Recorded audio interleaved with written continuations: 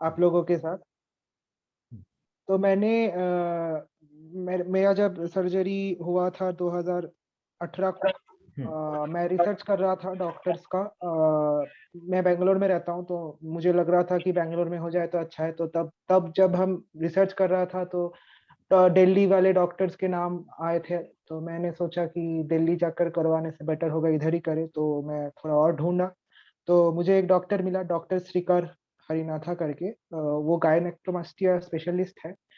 Like गायनेक्टोमास्टिया is like कोई mails के जहाँ बड़े चेस्ट होते हैं, ब्रेस्ट टिश्यू ज्यादा होते हैं, ऐसे मेल्स लोग भी हैं, सिस मेल।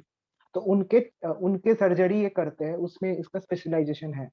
तो मेरा मेरा चेस्ट उतना बड़ा नहीं था, तो मैंने सोचा क्यों ना इस डॉक्टर के पास मतलब जाया जाए और पूछा जाए कि मतलब वो करेंगे या नहीं। तो मैं ही पहला पेशेंट था जो, मतलब ट्रांस पेशेंट था जो उसको अप्रोच किया। एंड वो बहुत ही अच्छा डॉक्टर था, बहुत ही अंडरस्टैंडिंग था। एंड उसने मेरा सर्जरी करा, उसने मेरा की होल सर्जरी करा। और उसने पहले मेरा चेस्ट को देखा और बोला कि की होल आपका हो जाएगा। तो मैंने सोचा कि हाँ, इधर से ही करवाते हैं। तो उसने मेरा सर्जरी करा था। एक डे प्रोसीडियर है, मतलब आप मैं गया था 9 बजे को। और उसके बाद सर्जरी हुआ, करीब 10 से स्टार्ट हुआ था, और 1 घंटा या 1.5 घंटा लगा था सर्जरी में। उसके बाद वो ऑब्जर्वेशन में रखते हैं आपको पूरा दिन। तो 4 या 4:30 बजे आपको छोड़ देता है। टी होल में जनरली एक ही दिन में खत्म हो जाता है। और आपको 3 या 4 दिन बाद फिर से वो पट्टी खोलना और ये सारी चीज करने के लिए विजिट करना पड़ता है। ये था सर्जरी का मतलब प्रोसेस। और कॉस्ट लगा था, मैं 2018 में किया था, तब उसका कॉस्ट था 80,000 रुपीज। अभी शायद थोड़ा बढ़ गया होगा, ऑब्वियसली। तो वो देख लेना। और हाँ, तो यही है। कोई क्वेश्चन है तो पूछ सकते हैं। और मेरा रिकवरी, हाँ सॉरी, मेरा रिकवरी टाइम। तो रिकवरी इन द सेंस, पहला 2 से 3 हफ्ता आप हाथ को ऊपर नहीं कर सकते हो, क्योंकि आपका चेस्ट में कट हुआ है। मतलब टिश्यू, अंदर जो टिश्यूज है वो कट करके निकाला गया है। तो उस अंदर स्टिचेस होते हैं, की होल से बाहर स्टिचेस उतना दिखता नहीं है, पर अंदर स्टिचेस होते हैं। तो हाथ ऊपर नहीं कर सकते। उसके अलावा बाकी और कुछ रेस्ट्रिक्शन ज्यादा नहीं था। और 1 महीना तक आप रिगोरस एक्सरसाइज वो सब नहीं कर पाओगे। उसके अलावा बाकी सब चीज है नॉर्मल। खाने का कोई रिस्ट्रिक्शन नहीं, कुछ करने का कोई रिस्ट्रिक्शन नहीं। अगर कोई फिजिकल जॉब करते हो आप, कि कोई ऐसा जॉब है जिसमें कोई फिजिकल एक्टिविटी ज्यादा हो, तो वो आपको कम करना होगा। किसी का डेस्क जॉब है, मतलब बैठ के काम है, तो वो कर सकता है, 2-3 दिन में जा सकता है काम पे। तो यही था ओवरऑल एक्सपीरियंस। ठीक। कुछ क्वेश्चन है तो पूछ सकते। हाँ। आकाश जरा जुड़े रहो। मैं क्या सोच रहा हूँ ना कि पहले पांचों लोग जो हैं, पांचों छठा आ नहीं पाया, पांचों लोग जो हैं वो अपना एक्सपीरियंस पहले शेयर कर लें, उसके बाद फिर सवाल जो होंगे ना, जिसको जवाब देना होगा वो दे देगा। Is that okay? श्योर। ठीक। या श्योर। Perfect. तो अभी फिर ये थे आकाश नंदी, जिन्होंने अपना एक्सपीरियंस शेयर किया। हाँ, इन्होंने की होल करवाई है। आप की होल के लिए ही हमारे साथ जुड़े हैं किरण होतकर। इनकी अभी हाल फिलहाल में ही सर्जरी हुई है और डॉक्टर प्रशांत यादव से इन्होंने कराई है। क्या जबरदस्त रिजल्ट आया है, बढ़िया एकदम। इन्होंने फोटोज भी शेयर करे थे हम लोगों के साथ ग्रुप पे। और ये भाई आपको ये भी बताएंगे कि कैसे इन्होंने जो है अपने आप को तैयार किया की होल के लिए। है तो किरण, किरण ओवर टू यू भाई। हेलो। हाँ, पहले ये हाँ बताओ तबीयत ठीक है तुम्हारी? हाँ हाँ हाँ, मैं ठीक हूँ अभी। ठीक, बोलो। हाँ। हाँ, तो मेरी सर्जरी हुई है जस्ट 20 days ago। तो मतलब मैंने तो स्टार्टिंग में जब मेरा HRT स्टार्ट हुआ था, विच इज़ लास्ट ईयर अक्टूबर में, तो मुझे अभी ऑलमोस्ट 10.5 months हो रहे हैं। तो जब क्या हुआ था कि मैंने मेरे माइंड में फिक्स कर लिया था कि मुझे एट एनी कॉस्ट की होल ही कराना है, बिकॉज ऑफ द स्कार्स का इशू एंड वो निपल में सेंसेशन नहीं रहता है उसकी वजह से। तो हम्म। मैंने सोचा कि अभी मेरे बॉडी को कैसे प्रिपेयर करूं, क्योंकि मुझे की होल करवाना है। और आई डोंट नो मेरा एग्जैक्ट साइज कितना था, पर शायद 34 था, क्योंकि आफ्टर मेरा सर्जरी मुझे पता चला था कि वो लोगों ने मुझे वही वाला बाइंडर दिया था, तो उससे मुझे पता चला। तो उससे पहले क्या होता था कि मैं बाइंडिंग तो मतलब उतना ज़्यादा नहीं करता था, बट जब से मैंने HRT स्टार्ट किया था, तो उसके HRT स्टार्ट करने के एक 1 मंथ या आई थिंक 15-20 डेज में मैंने एक्सरसाइज स्टार्ट किया। एक्सरसाइज यानी ऐसा नहीं कि पहले डंबल उठा लो, ये उठा लो। पहले ग्रेजुअली जो क्या बोलते हैं नॉर्मल एक्सरसाइजेस, जिससे बॉडी फ्री हो जाए, तो ऐसे वाले एक्सरसाइजेस स्टार्ट किए थे मैंने। और उसके बाद फिर एक चीज़ मैंने की थी कि मैंने टाइट वाले कुछ भी पहनना बंद कर दिया था। टू बाइंड द चेस्ट, मतलब चेस्ट बाइंड करने के लिए जो भी टाइट वाले पहनते, वो बंद कर दिया था। क्योंकि मुझे पता था कि इन केस में अगर वो करूँगा तो वो ज़्यादा शैगी हो जाएगा और की होल पे प्रॉब्लम होगा। तो मैंने वो बंद कर दिया था। सो आई थिंक 6 मंथ्स बेटर रहेगा सर्जरी से पहले, अगर हम लोगों को क्या बोलते हैं ब्रेस्ट का क्वालिटी या मतलब ज़्यादा लट लटक ना हो या फिर शैगीनेस हो, वो अगर नहीं आना चाहिए, तो अगर 6 मंथ से हम लोग विदाउट बाइंडिंग कर रहे हैं एंड चेस्ट को फ्री रख रहे हैं, तो दैट वुड बी बेटर, वो बहुत बेटर रहेगा। तो मैंने क्या किया, उसके बाद मैंने एक्सरसाइजेस स्टार्ट किए। तो और एक चीज़ ये है कि मैं एक्सरसाइज मतलब कहाँ जिम नहीं गया, कहीं नहीं गया, मैं बस घर में होम वर्कआउट कर रहा था विथ एक पेयर ऑफ डंबल्स, और उसमें मैंने थोड़े एडजस्टेबल प्लेट्स लाके रखे थे, तो कि ताकि मैं ना नॉर्मली ग्रेजुअली अपना वेट्स इंक्रीज कर सकूं।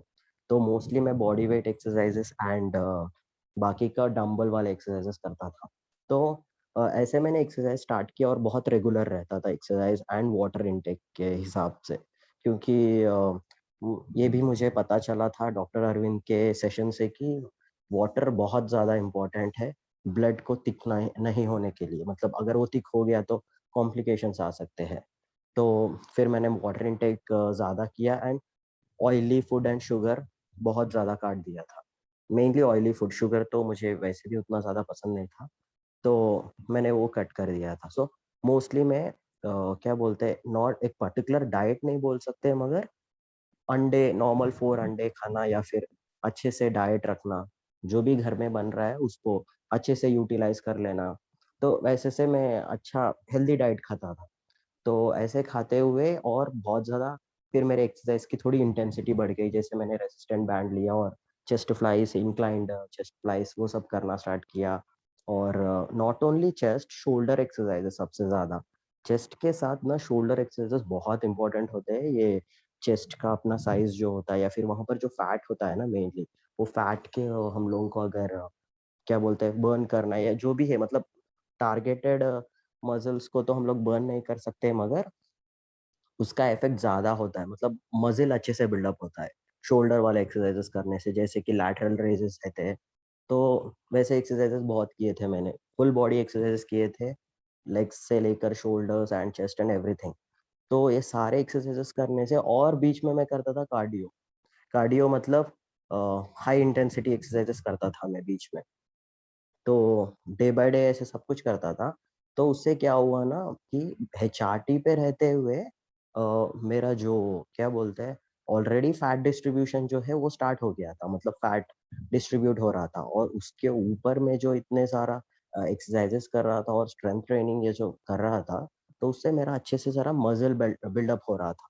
तो मेरा जो पहले जो शैगी वाला था, आई थिंक 34 या कुछ था, तो वो शैगीनेस से ना वो अच्छा एक मस्कुलर वाला हो गया था।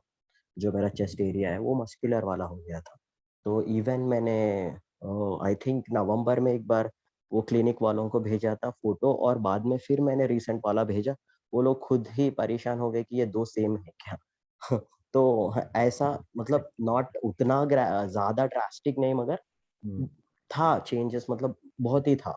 हुँ, क्योंकि इतना कम समय में हम लोग यू नो वो चीज़ को उतना ज़्यादा नहीं कर सकते।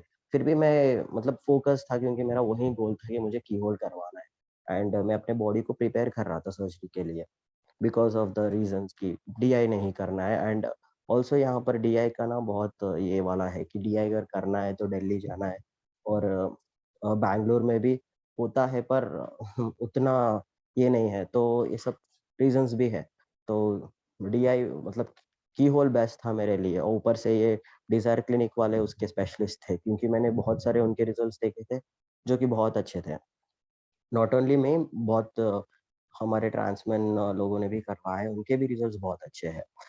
मतलब उन लोगों का ये है कि वो लोग पतले थे, मतलब स्लिम थे। तो पतले रहने से क्या होता है ना, हम लोगों का एक एडवांटेज होता है की होल में कि हम लोगों को ज़्यादा स्किन शैगी नहीं होता है। और क्या बोलते हैं, स्किन क्वालिटी तो अच्छी रहनी चाहिए। अगर वो उतनी अच्छी नहीं है तो वो तो प्रॉब्लम होगा। पर पतले रहने से बैंडेज के टाइम पे भी ना बहुत बेनिफिट होगा, मतलब स्किन जो है ज़्यादा फोल्ड नहीं होगा, ऐसा-ऐसा होगा। तो ये सारी चीज़ें किए मैंने और फाइनली जैसे मैंने प्लान किया था, आफ्टर 6 मंथ्स, मतलब मैं सोच रहा था कि 8 मंथ्स, अ, मतलब 6 मंथ्स के बाद 8 months to 10 months, 8 months to 1 year के बीच में कर लूँ सर्जरी। तो वैसे मैंने जस्ट रिसेंटली अगस्त 5th को मेरी सर्जरी हुई थी बैंगलोर में डिज़ायर क्लिनिक वालों के साथ। तो मेरी सर्जरी का कॉस्ट हुआ था 85,000 एंड मेडिसिन्स तो वो जस्ट 1 वीक के होते हैं, वो हार्डली एक 12 टू 1500 में आ जाते हैं। और टेस्ट्स है, वो टेस्ट्स भी उतना ज़्यादा कुछ नहीं रहता है, बहुत कम टेस्ट्स है। आई थिंक लैब पे डिपेंड करता है, इफ नॉट 2000 में भी हो जाते हैं वो टेस्ट्स। तो बहुत कम ही खर्चा आया था। द ओनली प्रॉब्लम मेरा था कि मुझे वहाँ पर बैंगलोर जाके एक 3-4 डेज़ रहना था, बस वो रहने का उसका खर्चा होता है। बाकी तो सर्जरी इज़ 85,000 और मेडिसिन्स एक 1500 और टेस्ट एक 2000 या 3000 समथिंग, बस उतना ही। तो आफ्टर सर्जरी, मतलब जब मैं सर्जरी के लिए गया था, इवन डॉक्टर ने मुझे देखकर बोला कि तुमने तुम्हारे बॉडी को अच्छे से प्रिपेयर किया है। इट्स गुड कि तुमने पहले से ही प्रिपेयर करके आए, एक मस्कुलर एक बॉडी बनवा लिया, मतलब उतना वो वाला सिक्स पैक वाला नहीं, पर अकॉर्डिंग, मतलब जो हम लोगों का होता है ना, उसमें एक ट्रांसफॉर्मेशन में अच्छा वाला, ए बेटर वन। तो वैसा बनवा लिया है। तो आफ्टर दैट मेरी सर्जरी हुई थी, सेम जो आकाश ने बोला था, सेम प्रोसीजर था। ऑब्जर्वेशन में रखना, फिर 3 डेज़ के बाद बैंडेज निकालना एंड 15 डेज़ के बाद स्टिचेस निकलते हैं। तो अभी मेरा बस 20 डेज़ हुआ है, तो मैं रिकवरी के बारे में तो ज़्यादा कुछ बोल नहीं सकता हूँ, क्योंकि मैं खुद भी वही स्टेज में हूँ एंड मैं अभी एक्सप्लोर कर रहा हूँ कि आफ्टर 1 मंथ मैं क्या-क्या कर सकता हूँ, ताकि यू नो अ, मेरे चेस्ट को अच्छे से बना पाऊँ। और तो दैट इज़ द थिंग जो अभी मेरा होने वाला है। आई एम वेटिंग कि 1 मंथ कब जल्दी हो जाए और फिर से मैं बैक टू मेरा रूटीन चले जाऊँ। अभी भी मैं ट्राई कर रहा हूँ जितना हो सके उतना हेल्दी खाऊँ और अच्छे से रहूँ। अम, बस अभी मतलब मेरा तो एक्सपीरियंस यही था कि मैंने पहले से फिक्स किया था और एक गोल ओरिएंटेड था कि ये करना है मुझे एंड वही मैंने फॉलो किया। अ, और अभी हम्म, या इफ एन किसी को अगर कुछ क्वेश्चंस है तो आप पूछ सकते हैं लास्ट में। बिल्कुल, बिल्कुल, बिल्कुल। बिल्कुल, बहुत-बहुत धन्यवाद किरण, बहुत अच्छे से तुमने जो बोला, बहुत लोगों को प्रेरणा मिली होगी, बहुत इंस्पिरेशन मिली होगी, क्योंकि देखो जैसा मैं बोल रहा था कि अगर आप चाहते हो बड़ी साइज़ के बाद भी कि भई मैं की होल कराना चाहता हूँ, तो पॉसिबल है। लेकिन उसके लिए डिटर्मिनेशन लगेगी, आपको अपने ऊपर काम करना पड़ेगा, है ना? जैसे किरण ने किया, जैसे उसने अभी आपको समझाया सारा। तो ये जितने लोग आज आपके साथ शेयर कर रहे हैं, ये सब ग्रुप का पार्ट हैं, सब लोग टेलीग्राम ग्रुप में हमारे जुड़े हुए हैं। तो आपको कोई सवाल है, आप वहाँ पे भी इन लोगों से पूछ सकते हैं। अगर आप आज भूल जाते हैं और बाद में याद आता है कि अरे भाई ये भी सवाल पूछना था, तो आप पूछ सकते हैं। तो अभी हम की होल के ही कर रहे हैं, की होल के बाद हम जो है अभी डीआई वाले भाइयों से बात करेंगे, तो उसी में आगे बढ़ते हैं। इशमिंदर हमारे साथ जुड़े हैं। इशमिंदर ने कराई थी सर्जरी अपनी डॉक्टर नरेंद्र कौशिक से। इशमिंदर, ओवर टू यू भाई। हेलो, थैंक यू भाई। हाँ, एंड मैं शमिंदर पंजाब से हूँ। मैंने अपनी की होल सर्जरी करवाई है डॉक्टर नरेंद्र कौशिक से पूरा में, जो न्यू दिल्ली में। तो भाई मैं ना एक्चुअली स्पोर्ट्स पर्सन था पहले से। तो जब मैंने अपना हार्मोन स्टार्ट किया, तो उससे क्या होता है कि जब हम हार्मोन स्टार्ट करते हैं ना, एचआरटी में जाते हैं, तो हमारा मतलब क्या होता है, ओवरऑल बॉडी का ना फैट लूज होने बढ़ जाता है। तो फैट लूज होने के कारण मतलब हमारी जो स्किन होती है वो श्रिंक होने लग जाती है। तो उस वजह से हमें उसका ध्यान रखना होता है, उसके लिए हमें डाइट का बहुत ज़्यादा ध्यान रखना होता है। तो मैंने भी रखा था, क्योंकि मैंने मार्च में अपना रजिस्ट्रेशन करवाया था जाके हॉस्पिटल में। तो उस वक्त कोरोना आ गया था, तो मैं करवा नहीं पाया, मेरा मतलब डिले हो गया था। जो मेरे सर्जरी है वो नवंबर में हुई थी 2020 में। तो मैंने करवानी थी मार्च में, तो नवंबर तक आते आते मेरा काफ़ी मतलब स्किन लूज हो गया था। तो फिर मैंने डाइट का ध्यान रखा, मतलब सारा प्रोसीजर लिया, कोकोनट ऑयल वगैरह है ना, सारा कुछ अप्लाई करके सोता था मैं रात को, तो उससे मेरा काफी फर्क पड़ गया स्किन का। तो बाकी मेरी स्किन का साइज मतलब बोल सकते हैं चेस्ट का साइज था जो मतलब 32+ था। तो स्पोर्ट्स पर्सन होने की वजह से मेरी ना चेस्ट थी जो वाइड थी थोड़ी, तो उसकी वजह से जब मैंने डॉक्टर डॉक्टर के पास गया तो मिला उनसे, तो उन्होंने यही बोला था कि आपके मतलब 80% चांस हैं कि आप की होल ले सकते हो, लेकिन आपकी जो स्किन क्वालिटी है वो बहुत अच्छी है, तो उसकी वजह से आप ले सकते हो, लेकिन थोड़ा बहुत लूज रह सकता है। मैंने बोला चलो कोई बात नहीं सर, आप कर दो। तो डॉक्टर बहुत अच्छे हैं, नरेंद्र कौशिक हर पक्ष से मतलब बहुत ज़्यादा अच्छे हैं। इवन कि मैंने मतलब जब मार्च में अपना करवाया था, मतलब उनके पास गया था, फीस मैंने भर दी थी वहाँ पे। तो उसके बाद मतलब उसके बाद मैंने आधार कार्ड पे मेरा ओल्ड नेम था, ठीक है। तो उसके बाद फिर मैंने अपना नाम चेंज करवा लिया था उस दौरान। तो जब मैंने नया नाम उनके सामने रखा, वो भी सर्जरी के बाद, ठीक है, तो उन्होंने बहुत अच्छा सपोर्ट किया, मतलब नए नाम के साथ मुझे न्यू सर्टिफिकेट दिया, पुराना वाला भी डाला और नया वाला भी। तो इस रिगार्डिंग बहुत अच्छे हैं डॉक्टर, उनको बहुत अच्छा एक्सपीरियंस है, बहुत अच्छा डील करते हैं। तो उन्होंने मेरी सर्जरी की, बहुत अच्छी सर्जरी मेरी, मतलब रिकवरी डे भी मेरा 3-4 दिन में सारा रिकवरी हो गया था। तो 3-4 दिन में पूरा मैं अच्छा हो गया था। तो उसके बाद जो था मतलब सारा सिस्टम सही है, मतलब जो एक बात वहाँ पे देखने को मिलती है कि वहाँ खाना वाना नहीं मिलता हमें सही से और मेक में, बाकी सारा कुछ सही है। मतलब एक थोड़ा सा आप बोल सकते हैं महंगा है, मतलब एक्सपेंसिव है हमारे ट्रांसप्लांट भाइयों के लिए, बाकी सारा मतलब बेस्ट है मेरे लिए। तो मेरे को यार ये पता भी नहीं चला कि मेरी सर्जरी हुई है या नहीं भी हुई, मतलब इतना अच्छा रिजल्ट था मेरा। तो यही था ओवरऑल, तो बाकी तो सारा ठीक था, बस यही था एक्सपीरियंस तुम्हारा। ठीक, perfect. Thank you so much Ishminder जुड़ने के लिए और अनुभव साझा करने के लिए। थोड़े टाइम जुड़े रहना, अगर कोई सवाल हुए तो थोड़ा टाइम अभी रहना इधर ही, ठीक है। Thank you. अच्छा, अब इसके बाद हमारे साथ जुड़े हैं हम लेते हैं 3 लोग हैं जो हमारे साथ अब डीआई के लिए जुड़े हैं। 3 लोग थे जिन्होंने की होल आपको अभी बताया। अभी हमारे साथ हैं प्रियांक प्रियांक अग्रवाल साहब, सब लोग जानते हो आप लोग अग्रवाल साहब को, हमारे एडमिन भी हैं ये। तो इन्होंने अपना डीआई कराया था डॉक्टर भीम सिंह नंदा से। तो ओवर टू यू प्रियांक।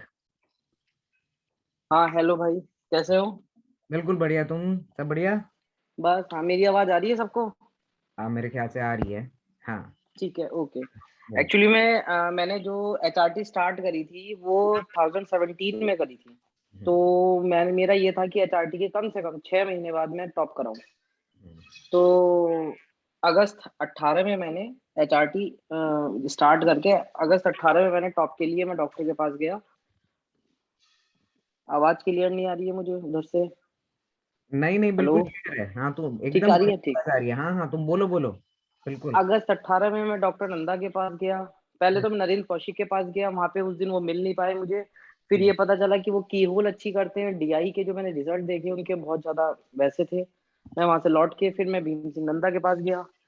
उन्होंने मेरी स्किन वगैरह देखी, बोले ठीक है स्किन में कोई दिक्कत नहीं, क्योंकि मैं बाइंडिंग ज्यादा नहीं करता था, बस दिन में 3 या 4 घंटे करता था, बाकी फ्री छोड़ता था। 34+ मेरा साइज था। लेकिन ये था कि फील्ड वर्क था तो बहुत ज्यादा वैसा नहीं था, ठीक थे, मतलब बहुत ज्यादा लूज नहीं थे, अच्छे ठीक साइज था। तो डॉक्टर ने वही जैसा आपने मुझे जैसा भी बताया आपने कॉल में कि ऊपर का हिस्सा वो देखते हैं, डॉक्टर ने देखा, स्किन वगैरह सही बताई। उन्होंने मुझे 2 एफिडेविट दिए, कुछ टेस्ट बताए, और 15 दिन बाद का टाइम दे दिया उन्होंने मुझे। एक दिन पहले उन्होंने मुझे शाम को बुलाया और 1-2 टैबलेट वगैरह देके बोले कि जी सुबह खाली पेट आपको आ जाना है सुबह 7 बजे। हम 7 बजे अपनी आईडीज वगैरह लेके वहां पहुंच गए। वहाँ जो ऑपरेशन होता है वो सर गंगाराम में दूसरे बिल्डिंग में होता है, वहाँ उन्होंने हमें बुला लिया। वहाँ अपने अपनी आईडी जमा करी, 1-2 डॉक्टर से उन्होंने कंसर्न कराया, उन्होंने प्रॉपर की क्यों करा रहे हो, क्या है कैसे है, और एडवांस सारा पेमेंट कर लिया। पेमेंट बेसिकली मेरा हुआ था 145, मतलब नॉर्मल 110 है वहाँ पे रेट। लेकिन मेरा थोड़ा एक्स्ट्रा हुआ था क्योंकि मैंने रूम एक्स्ट्रा डिलक्स लिया था, इसलिए वो थोड़ा लेकिन उनका 110 115 तक का रेट है डीआई का। अब वहाँ पे मुझे 7 बजे खाली पेट उन्होंने बुला लिया। 7 बजे खाली पेट के बाद मेरे को ले गए वो लोग ऊपर 9 या 10 बजे। वहां फिर डॉक्टर नंदा मिलने भी आए, बोले अभी सर्जरी चल रही है, लेकिन मेरा नंबर लगा शाम को 4 बजे। मैं 4 बजे तक वहीं खाली पेट बैठा रहा। 4 बजे मुझे ओटी में ले गए। बस एनेस्थीसिया देने के आधा सेकंड के बाद मुझे पता नहीं चला कहाँ हूँ। मेरी जब आंखें खुली, मुझे जब होश आया, करीबन 8:30 पौने 9 बजे थे। 3.5-4 घंटे ऑपरेशन चला। और जब मुझे होश आया तो ये लग रहा था कि हाँ कुछ ड्रेसिंग हो रही है। तो मतलब उस समय मैं हल्का सा होश में आया, तो मुझे लगा कि नीचे से पजामा मेरा मतलब नीचे की तरफ है। तो वही एक नॉर्मल बात की, मैंने जल्दी से अपना हाथ बढ़ाया और पजामा ऊपर सरकाया, एक रूटीन की। तो फिर मुझे ध्यान आया कि अरे मेरा तो टॉप हुआ है, हाथ में दर्द हो रहा है। खैर फिर वो ऑब्जर्वेशन रूम में ले गए मुझे। हाँ यही कि और लोग भी अजीब सी हरकतें कर रहे थे। बोले जी आपको 1-2 घंटा यहाँ रहना पड़ेगा। मैंने कहा नहीं भैया, मुझे तो मेरे कमरे में ले जाओ, मुझे तो यहाँ ज्यादा घबराहट हो रही है। फिर वो लोग मेरे को अपना जो मेरा प्राइवेट रूम था उसमें वो लोग मुझे ले गए। और मुझे ऐसी रात भर कोई दिक्कत नहीं, बस हल्की दिक्कत हुई थी रात में, पैरों में दर्द था मेरे, बस थोड़ा बहुत। बाकी मुझे कोई दिक्कत नहीं हुई। अगले दिन डॉक्टर आए सुबह को, उन्होंने बकायदा हाथ पकड़ के अच्छे से कंधे से उन्होंने मुझे उठाया बैठाया। हल्का सा एक बार चक्कर भी आया, लेकिन फिर ठीक हो गया। 12-1 बजे उन्होंने मेरी छुट्टी कर दी है। मैं अपने आप ही अपने पैरों से आराम से गया लिफ्ट में, वहां से कार में बैठा, अपने होटल में आया। मैंने वहां 10 दिन के लिए होटल ले लिया था दिल्ली में। और चौथे पांचवें दिन जो ड्रेन लगती है साइड में, डीआई में साइड में ड्रेन लगती है, कह सकते हैं प्लास्टिक का पाइप, एक्स्ट्रा ब्लड के लिए, जो गंदा ब्लड होता है। उनका कहना था कि सुबह ही आप उसको जो बॉटल लगी होती है हमारे, बॉटल को खाली करेंगे और रात तक छोड़ देंगे। जिस समय 30 ml से कम ब्लड आना शुरू हो जाएगा, तब आपकी वो ड्रेन हम निकाल देंगे। 5 दिन के बाद वो ब्लड आना 25 ml 20 ml शुरू हो गया था। उन्होंने ड्रेन निकाली। ड्रेन जब निकलती है साइड से तो ऐसा लगता है जैसे हल्की सी सुई चुभी हो, बस बाकी कुछ नहीं पता चलता है। और ड्रेसिंग वगैरह करी सिंपल। उन्होंने उसके बाद क्या बोला कि अब कुछ जरूरत नहीं, आपके जो नीचे स्टिचेस है गलने वाले थे, तो वो उसमें बस केवल ट्यूब लगाना, बाकी आपको कुछ नहीं करना है। मुझे घर भेज दिया। उन्होंने फिर 15 दिन के बाद मुझे बुलाया। तब तो मैं टैक्सी से गया था 15 दिन के बाद। और फिर उन्होंने 15 दिन के बाद फिर उन्होंने 1 हफ्ते बाद फिर बुलाया, दैट्स मीन 21वें दिन उन्होंने मुझे फिर बुलाया।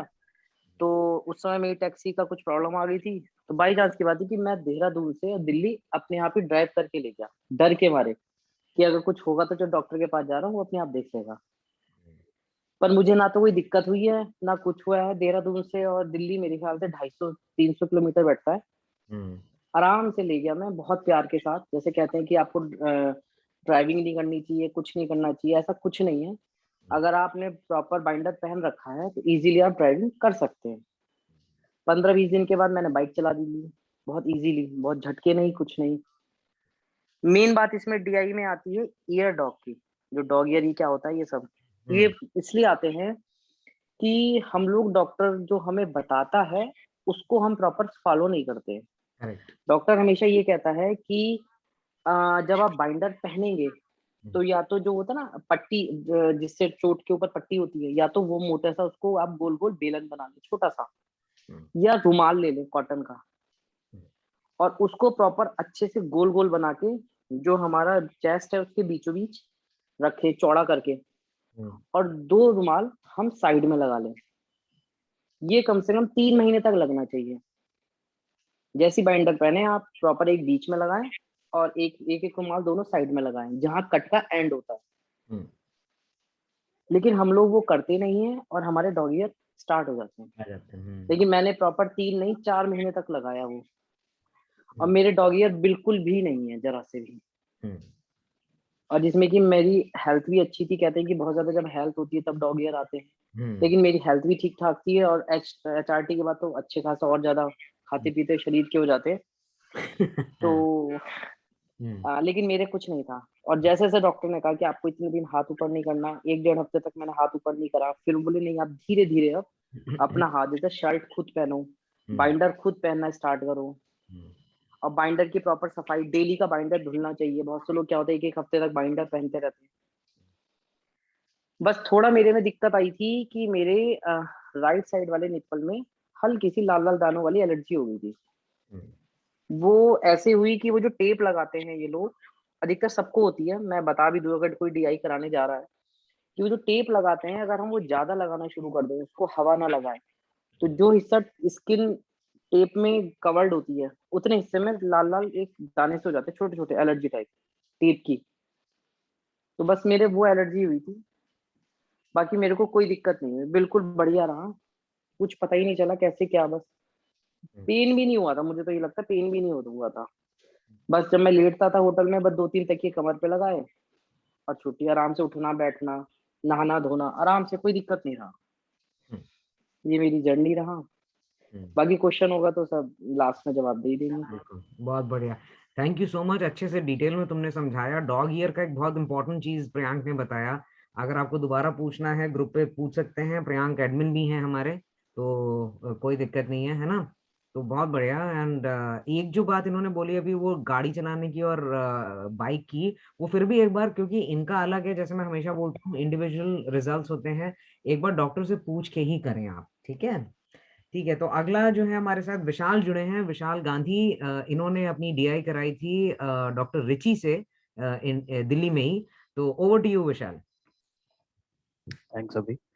Uh, Hi, everyone. This is Vishal, and I'm from Gurgaon.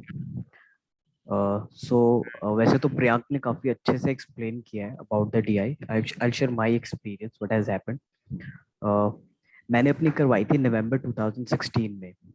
Just one add one thing है, जब मैंने स्टार्ट किया था ये प्रोसीजर, तब मेरे पास ना इतनी इन्फॉर्मेशन नहीं थी. जैसे अभी आज हम ये कॉल कर रहे हैं ना, हम डिफरेंट डिफरेंट स्टेजेस की, डिफरेंट डिफरेंट टेक्निक्स की बात कर रहे हैं. I was not aware on any of those terms और things. So first of all we should be thankful to this group that you know the people who are getting themselves prepared for, उनको ये सब support मिल रहा है यहाँ पे, right? So which I really appreciate. अभी thank you so much. Vishal, thank you. Second, जब मैंने करवाया था ये, so I had a big cup, right? So I had a size of like 38 और समथिंग, तो काफी बड़ा साइज था. And of course the only option I left with the DI. I मैंने प्रिपेयर किया अपने आप को उसके लिए. My body was in a good shape, ऐसी कोई प्रॉब्लम नहीं थी. तो मैंने करवाया था डॉक्टर रिची एंड डॉक्टर रजत से. They both are very good experienced in this domain because they are plastic surgeon, right? तो हॉस्पिटल जो है उनका वो है फोर्टिस, शालीमार बाग में, दिल्ली में. And let me pick few themes, क्या क्या मैं कवर करने वाला हूँ. तो कोस्टिंग, प्रोसीजर में कॉस्ट कितना लगा था, एंड देन कितने टाइम तक मैं वहाँ रहा हॉस्पिटल में, और घर पे आके मैंने क्या क्या किया, and then recovery time. I can talk more on those things. So जैसे कि सभी ने बताया है कि यू नो आपको HRT अपनी स्टार्ट कर लेनी चाहिए अगर आप किसी ऐसी सर्जरी के लिए जा रहे हो. तो again recommended from my side as well कि अगर आप कुछ ऐसी सर्जरी के लिए जा रहे हो, you should be on the you know T for at least 6 months. बाकी आप अपने डॉक्टर से जब कंसल्ट करोगे, they will be able to guide you in a better manner कि आपको कितने टाइम तक HRT पे रहना है एज पर योर बॉडी और एज पर योर रिजल्ट्स. तो जब भी आप डॉक्टर से मिलते हो ना, आई एम श्योर वो आपको कुछ कुछ टेस्ट बताते होंगे. Take those test and their recommendation very seriously guys, जब भी आप जाते हो ऐसे किसी सर्जरीज के लिए, because it directly link to your body, right? You need to be very focused on what they are telling you. You need to follow that. Beats diet, beats what you say, exercise and all. ठीक है, तो इन सब चीज़ों का बहुत ध्यान रखना चाहिए हमें, जो कि अनफॉर्चुनेटली मैंने नहीं रखा था ध्यान, एज आई मेंशन कि मेरे को इतनी नॉलेज नहीं थी. बट फिर भी मेरा काफ़ी स्मूथ गया था एक्सपीरियंस. तो जब मैं डॉक्टर से मिला तो ही शेयर, उन्होंने मुझसे कुछ रिपोर्ट के टेस्ट वगैरह मंगवाए. तो मेरा ना थायराइड थोड़ा ज़्यादा आया था. तो पहले उन्होंने मेरी थायराइड की मेडिसिन शुरू करी. तो जब मेरा थायराइड थोड़ा कंट्रोल में आया तो उन्होंने मुझे फिर उसकी डेट्स दी सर्जरी की. ठीक है, surgery went pretty smooth. Morning में मैं गया, उससे 12 घंटे पहले मुझे कुछ खाना पीना नहीं था, तो मैं जाके सीधा एडमिट हो गया वहाँ पे. एंड आई थिंक प्रोसीजर को 3-4 घंटे लगे थे. And post that I got discharge on the next day.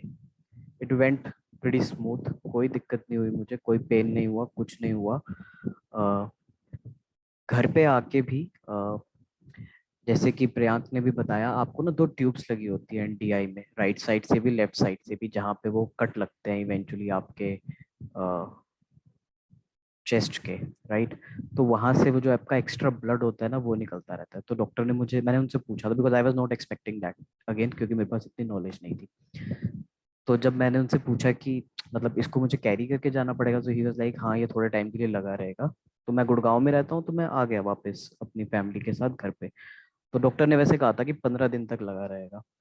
तो फॉर्चुनेटली वो हफ्ते में जब मैं चेक करवाने गया दोबारा, तो डॉक्टर ने बोला कि आपका सारा जो एक्सेसिव ब्लड था वो निकल चुका है, क्योंकि कुछ भर नहीं रहा था, जो नीचे एंड में एक बोतल लगी हुई थी।